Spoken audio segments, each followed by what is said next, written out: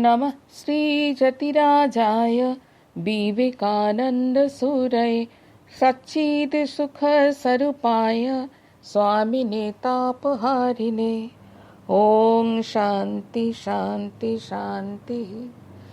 প্রবুদ্ধ বিবেক আশ্রমের YouTube channel অমৃতস্য পুত্রাতে সকলকে স্বাগত।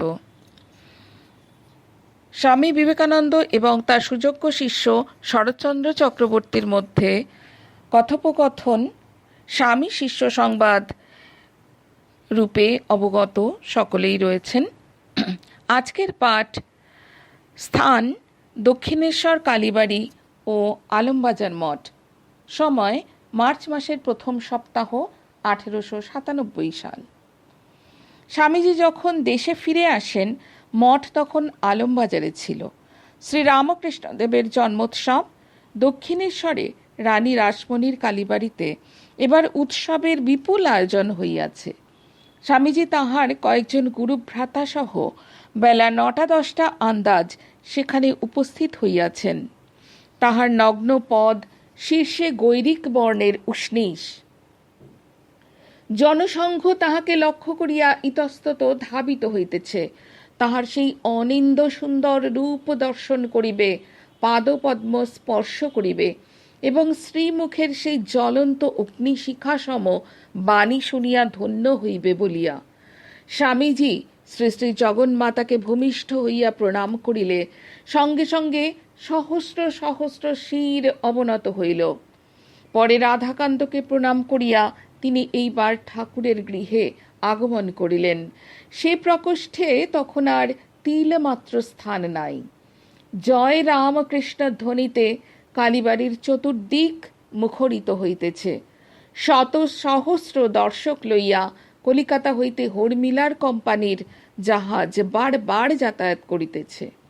নহবতের তান তরঙ্গে সুরধুনী নৃত্য করিতেছেন। উৎসাহ, আকাঙ্ক্ষা, ধর্মপিপাসা ও অনুরাগ মূর্তিমান হইয়া শ্রী শ্রী রামকৃষ্ণ পার্ষদগণ রূপে ইতস্তত বিরাজ করিতেছে। স্বামীজির সহিত আগত 2টি ইংরেজ মহিলাও উৎসবে আসিয়াছেন। স্বামীজি তাহাদের সঙ্গে করিয়া পবিত্র পঞ্চবটী ও বিল্বমূল দর্শন করাইতেছেন। শিষ্য উৎসব সম্বন্ধীয় স্বরচিত একটি সংস্কৃত স্তব স্বামীজির হস্তে প্রদান করিল। স্বামীজিও উহা পড়িতে পড়িতে পঞ্চবটীর দিকে অগ্রসর হইতে লাগিলেন। যাইতে যাইতে শিষ্যের দিকে একবার তাকাইয়া বলিলেন, বেশ হয়েছে, আরও লিখবে। পঞ্চবটীর এক পার্শ্বে ঠাকুরের গৃহী ভক্তগণের সমাবেশ হইয়াছিল। গিরিশবাবু পঞ্চবটীর উত্তরে গঙ্গার দিকে মুখ করিয়া বসিয়াছিলেন এবং তাহাকে ঘিরিয়া অন্যান্য ভক্তগণ শ্রীরামকৃষ্ণ গুণগানে ও কথা প্রসঙ্গে আত্মহারা হইয়া বসিয়াছিলেন। ইতি অবসরে বহু লোকের সঙ্গে স্বামীজি গিরিশবাবুর নিকট উপস্থিত হইয়া এই যে ঘোষযা বলিয়া গিরিশবাবুকে প্রণাম করিলেন। গিরিশবাবুও তাহাকে করজোড়ে প্রতি নমস্কার করিলেন। গিরিশবাবুকে পূর্ব কথা স্মরণ করিয়া স্বামীজি বললেন, ঘোষযা, সেই একদিন আর এই একদিন। গিরিশবাবুও স্বামীজির কথায় সম্মতি জানাইয়া বলিলেন, তা বটে, তবু এখনো সাধ যায়, আরও দেখি। এইরূপে উভয়ের মধ্যে যে সকল কথা হইল তাহার মর্ম বাহিরের লোকের অনেকেরই গ্রহণ করতে সমর্থ না হওয়ারই কথা। কিছুক্ষণ কথাবার্তার পর স্বামীজি পঞ্চবটীর উত্তর পূর্ব দিকে অবস্থিত বিল্ববৃক্ষের অভিমুখে অগ্রসর হইলেন। সেদিন দক্ষিণেশ্বর ঠাকুরবাড়ির সর্বত্রই একটা দিব্য ভাবের বন্যা ওই রূপে বহিয়া যাইতেছিল। এইবার সেই বিরাট জনসংঘ স্বামীজির বক্তৃতা শুনিতে উদ্গ্রীব হইয়া দণ্ডায়মান হইল। কিন্তু বহু চেষ্টা করিয়াও স্বামীজি লোকের কলরবের অপেক্ষা উচ্চৈঃস্বরে বক্তৃতা করিতে পারিলেন না। অগত্যা বক্তৃতার চেষ্টা পরিত্যাগ করিয়া তিনি আবার ইংরেজ মহিলা 2টিকে সঙ্গে লইয়া ঠাকুরের সাধন স্থান দেখাইতে এবং শ্রী শ্রী ঠাকুরের বিশিষ্ট ভক্ত ও অন্তরঙ্গগণের সঙ্গে আলাপ করাইয়া দিতে লাগিলেন। বেলা 3টার পর স্বামীজি শিষ্যকে বলিলেন, একখানা গাড়ি দেখ, মঠে যেতে হবে। অনন্তর আলমবাজার পর্যন্ত যাইবার ভাড়া 2 আনা ঠিক করিয়া শিষ্য গাড়ি লইয়া উপস্থিত হইলে স্বামীজি স্বয়ং গাড়ির একদিকে বসিয়া এবং স্বামী নিরঞ্জনানন্দ ও শিষ্যকে অন্যদিকে বসাইয়া আলমবাজার মঠের দিকে আনন্দে অগ্রসর হইতে লাগিলেন। যাইতে যাইতে শিষ্যকে বলিতে লাগিলেন, কেবল অ্যাবস্ট্রাক্ট আইডিয়া নিয়ে পড়ে থাকলে হবে?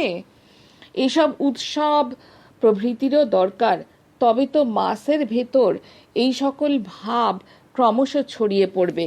এই যে হিন্দুদের 12 মাসে 13 পার্বণ, এর মানেই হচ্ছে ধর্মের বড় বড় ভাবগুলি ক্রমশ লোকের ভিতর প্রবেশ করিয়ে দেওয়া। ওর একটা দোষও আছে, সাধারণ লোকে ওই সকলের প্রকৃত ভাব না বুঝে ওই সকলে মত্ত হইয়া যায়, আর ওই উৎসব আমোদ থেমে গেলেই আবার যা তাই হয়। সেজন্য ওগুলো ধর্মের বহির আবরণ, প্রকৃত ধর্ম ও আত্মজ্ঞানকে ঢেকে রেখে দেয়, এ কথা সত্য। কিন্তু যারা ধর্ম কি, আত্মা কি, এসব কিছুমাত্র বুঝতে পারে না, তারা ওই উৎসব আমোদের মধ্য দিয়ে ক্রমে ধর্ম বুঝতে চেষ্টা করে। মনে কর, এই যে আজ ঠাকুরের জন্মোৎসব হয়ে গেল, এর মধ্যে যারা সব এসেছে তারা ঠাকুরের বিষয় একবারও ভাববে? যার নামে এত লোক হয়েছিল তিনি কে, তার নামেই বা এত লোক কেন এলো, এ কথা তাদের মনে উদিত হবে? যাদের তাও না হবে, তারাও এই কীর্তন দেখতে ও প্রসাদ পেতেও অন্তত বছরে একবার আসবে আর ঠাকুরের ভক্তদের দেখে যাবে। তাতে তাদের উপকার বই অপকার হবে না। শিষ্য, কিন্তু মহাশয়, ওই উৎসব কীর্তনই যদি সার বলিয়া কেউ বুঝিয়া লয়, তবে সে আর অধিক অগ্রসর হইতে পারে কি? আমাদের দেশে ষষ্ঠী পূজা, মঙ্গলচণ্ডীর পূজা প্রভৃতি যেমন নিত্য নৈমিত্তিক হইয়া দাঁড়াইয়াছে, ইহাও সেইরূপ একটা হইয়া দাঁড়াইবে। মরণ পর্যন্ত লোকে ওইসব করিয়া যাইতেছে, কিন্তু কই এমন লোক তো দেখিলাম না যে ওই সকল পূজা করিতে করিতে ব্রহ্মজ্ঞ হইয়া উঠিল। স্বামীজি বলিলেন, কেন? এই যে ভারতে এত ধর্মবীর জন্মেছিলেন, তারা তো সকলে ওইগুলিকে ধরেই উঠেছেন এবং অত বড় হয়েছেন। ওইগুলিকে ধরে সাধন করতে করতে যখন আত্মার দর্শন লাভ হয়, তখন আর ওই সকলের আঁট থাকে না। তবু লোক সংগ্রহের জন্য অবতারকল্প মহাপুরুষেরা ওইগুলি মেনে চলেন। শিষ্য, লোক দেখানো মানিতে পারেন, কিন্তু আত্মজ্ঞের কাছে যখন এই সংসারী ইন্দ্রজালবৎ অলিক বোধ হয়, তখন তাহাদের কি আবার ওই সকল বাহ্য লোক ব্যবহারকে সত্য বলিয়া মনে হইতে পারে?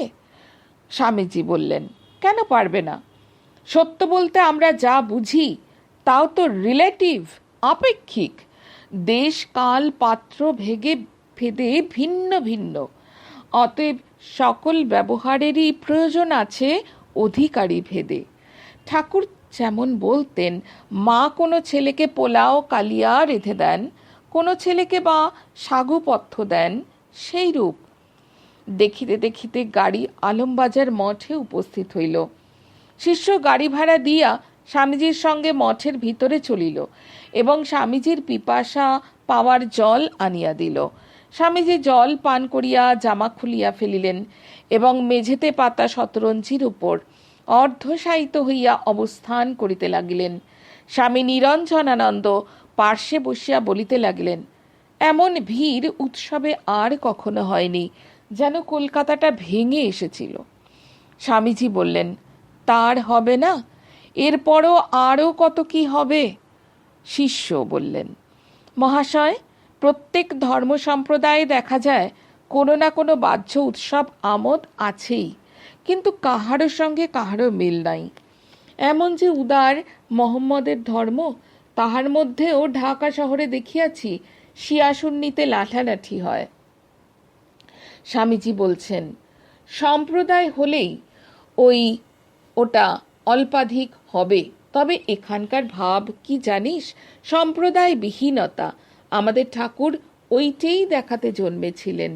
তিনি সব মানতেন, আবার বলতেন ব্রহ্মজ্ঞানের দিক দিয়ে দেখলে ও সকলেই মিথ্যা মায়া মাত্র। শিষ্য বললেন, মহাশয়, আপনার কথা বুঝিতে পারিতেছি না।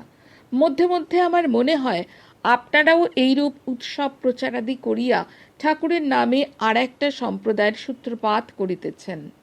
আমি নাগ মহাশয়ের মুখে শুনেছি ঠাকুর কোনো দলভুক্ত ছিলেন না। শাক্ত, বৈষ্ণব, ব্রহ্মজ্ঞানী, মুসলিম, খ্রিস্টান সকল ধর্মকেই তিনি বহু মান দিতেন। স্বামীজি বললেন, তুই কি করে জানলি? আমরা সকল ধর্মমতকে ওইরূপ বহুমান দিই না। এই বলিয়া স্বামীজি নিরঞ্জন মহারাজকে হাসিতে হাসিতে বলিলেন, ওরে, এ বাঙাল বলে কি? শিষ্য বললেন, মহাশয়, কৃপা করিয়া ওই কথা আমাকে বুঝাইয়া দিন। স্বামীজি বললেন, তুই তো আমার বক্তৃতা পড়েছিস, কই, কোথায় ঠাকুরের নাম করেছি? খাঁটি উপনিষদের ধর্মই তো জগতে বলে বেরিয়েছি। শিষ্য বললেন, তা বটে, কিন্তু আপনার সঙ্গে পরিচিতি হইয়া দেখিতেছি আপনার রামকৃষ্ণগত প্রাণ। যদি ঠাকুরকে ভগবান বলিয়াই জানিয়া থাকেন, তবে কেন সর্বসাধারণকে তাহা একেবারে বলিয়া দেন না? স্বামীজি বললেন, আমি যা বুঝেছি তাই বলেছি। তুই যদি বেদান্তের অদ্বৈত মতটিকে ঠিক ধর্ম বলে বুঝে থাকিস, তাহলে লোককে তা বুঝিয়ে দে না কেন? শিষ্য বললেন, আগে অনুভব করিব, তবে তো বুঝাইব। ওই মত আমি পড়িয়াছি মাত্র। স্বামীজি বললেন, তবে আগে অনুভূতি কর, তারপর লোককে বুঝিয়ে দিবি। এখন লোকে প্রত্যেকে যে এক এক মতে বিশ্বাস করে চলেছে, তাতে তোর তো বলবার কিছু অধিকার নেই, কারণ তুইও এখন তাদের মতো একটা ধর্ম মতে বিশ্বাস করে চলেছিস বই তো নয়। শিষ্য বললেন, হ্যাঁ, আমিও একটা বিশ্বাস করিয়া চলিয়াছি বটে, কিন্তু আমার প্রমাণ শাস্ত্র। আমি শাস্ত্রের বিরোধী মত মানি না। স্বামীজি বললেন, শাস্ত্র মানে কি? উপনিষদ প্রমাণ হলে বাইবেল, জেন্দাবিস্তা এগুলিই বা প্রমাণ হবে না কেন? শিষ্য বললেন, এই সকল গ্রন্থের প্রামাণ্য স্বীকার করিলেও বেদের মতো উহারা তো আর প্রাচীন গ্রন্থ নয়। আবার আত্মতত্ত্ব সমাধান বেদে যেমন আছে, এমন তো আর কোথাও নাই। স্বামীজি বললেন, বেশ, তোর কথা না হয় মেনেই নিলাম, কিন্তু বেদ ভিন্ন আর কোথাও নেই, কোথাও কোনো সত্য নেই, এ কথা বলবার তোর কি অধিকার? শিষ্য বললেন, বেদ ভিন্ন অন্য সকল ধর্মগ্রন্থে সত্য থাকিতে পারে, তদ বিষয়ের বিরুদ্ধে আমি কিছু বলিতেছি না, কিন্তু আমি উপনিষদের মতই মানিয়া যাইব। আমার ইহাতে খুব বিশ্বাস। স্বামীজি বললেন, তা কর, তবে আর কারো যদি ওইরূপ কোনো মতে খুব বিশ্বাস হয়, তবে তাকেও ওই বিশ্বাসে চলে যেতে দিস। দেখবি পরে তুই ও সে একই জায়গায় পৌঁছবি। মহিম্নস্তবে পড়িসনি, ত্বামসি পয়সামর্ণব ইব।